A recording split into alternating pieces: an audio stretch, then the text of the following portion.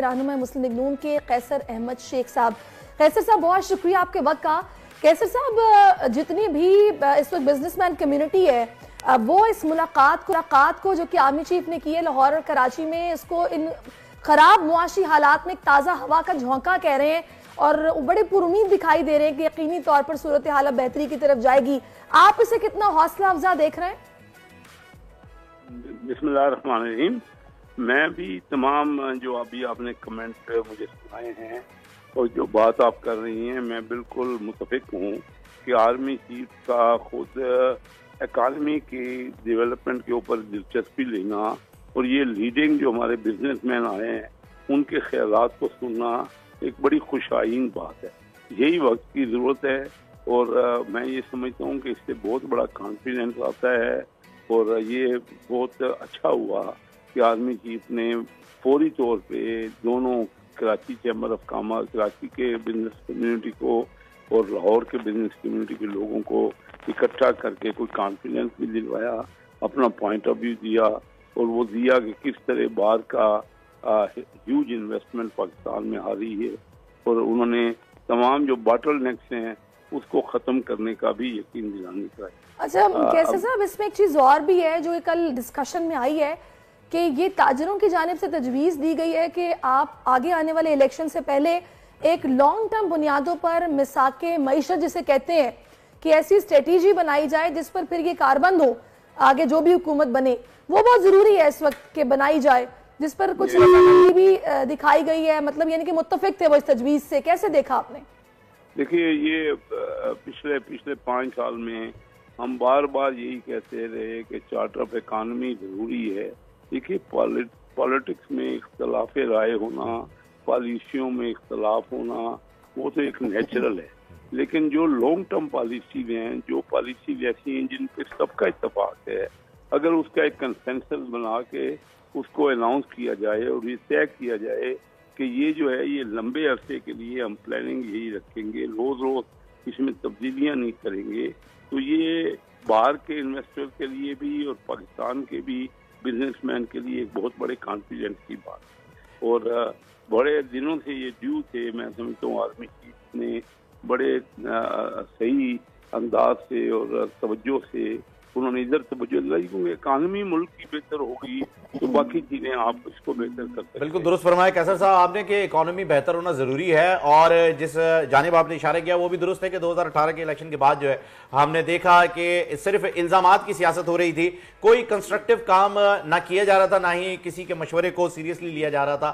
اب جب جا کے یہ اکانومی کی جانب جو ہے چیف صاحب کی جو ہے وہ نظر گئی ہے اور یہ معاملات بہتر کرنے کی کوشش کی گئی ہے تو ہم نے ایک کوئک رسپانس بھی دیکھا ہے کہ جو اوپن مارکیٹ میں ڈالر بلیک ہو رہا تھا اس کی قیمت بھی جو ہے وہ تقریباً 8 روپے جو کہ ایک بہت ہی بڑا جمپ ہے وہ اس نے لیا ہے، ریورس ہوئی ہے، 8 روپے کم ہوا اور آج بھی ہم یہ توقع کر رہے ہیں کہ اور ڈالر جو ہے اس کے مقابلے میں پیسہ ہمارے روپے کی قدر مستحکم ہوگی. تو یہ جو ڈیسیجن لیا گیا ہے کتنا لانگ ٹرم آپ جیسے کہ ابھی سریش نے آپ سے سوال بھی یہی پوچھا تھا کہ لانگ ٹرم بیسس کے اوپر آپ یہ دیکھ رہے ہیں کہ انٹرم سیٹ اپ کے اندر یہ تیار کیا جا سکتا ہے؟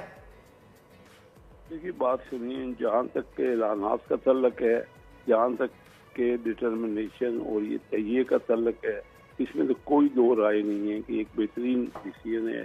ہم پچھلے 5 سال میں اسمبلی میں میری کوئی 100 تقریریں ہیں مختلف چینلز پہ یا نیشنل اسمبلی میں، یا میں نے یہ کہا ہے کہ آپ چارٹر آف اکانومی جنگ کریں گے اور آپس میں چور ڈاکو کرتے رہیں گے اور لڑائی جھگڑے کرتے رہیں گے تو ملک کی اکانومی، ہمارا جو ٹرمائل ہوا ہے نا، پولیٹیکل ٹرمائل ہوا ہے، ہمارا ملک میں بہت ایفیشنسی ہے، ہمارے ملک میں پوٹینشیل ہے، لیکن ہم ساری دنیا میں ہم نے یہ پکچر دے دی ہے کہ ہم شاید بزنس ہم جو پالیٹیشین ہیں آپس میں دشمن ہیں. یعنی یہ نہیں دیکھیے دوسرے ملکوں میں پالیٹکس ہوتی ہے، اختلاف رائے ہوتا ہے، اختلاف رائے اس پہ ہوتا ہے مثلا امیروں پہ ٹیکس لگنا زیادہ چاہیے کہ کم لگنا چاہیے، مثلا ڈائریکٹ ٹیکس لگنا چاہیے کہ انڈائریکٹ ٹیکس لگنا چاہیے.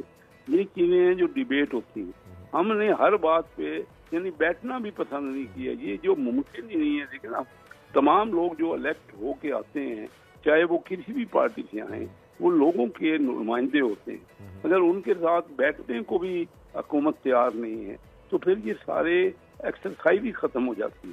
تو तो ये रियलाइजेशन सही। अच्छा कैसे साहब, अभी जो सूरत हाल है उसमें एक शिकवा जो कि खास तौर पर हमारी बिजनेसमैन कम्युनिटी की जानिब से किया गया वो है कि जी ब्यूरोक्रेसी हमें बहुत तंग करती है, जिस पर बात भी हुई और ये भी कहा गया कि जी करप्शन का खात्मा करना है, इसमें कोई कॉम्प्रोमाइज नहीं है, जीरो टॉलरेंस है। तो इस पर आप क्या कहेंगे, कौन कौन मुश्किल में पड़ सकता है? जाहिर है इस पर काम होना बहुत जरूरी है।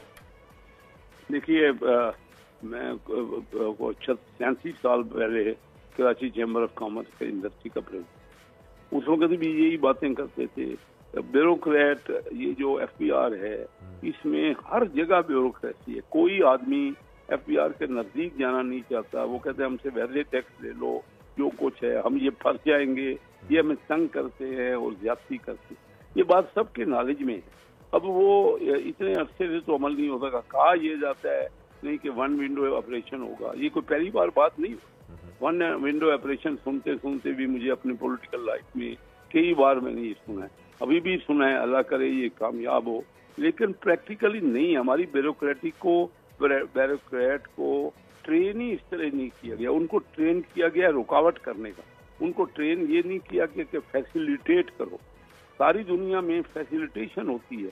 मैं कोटरा से, क्योंकि मैं इस वक्त पाकिस्तान कोरिया फ्रेंडशिप जो ग्रुप है पार्लिमानी, उसका पिछले 10 साल से कन्वीनर, मुझे पता है कि कोरिया कुछ भी नहीं था। Korea first time I started to go इन 1973, वो बिल्कुल हमारे जैसी इकानमी थी।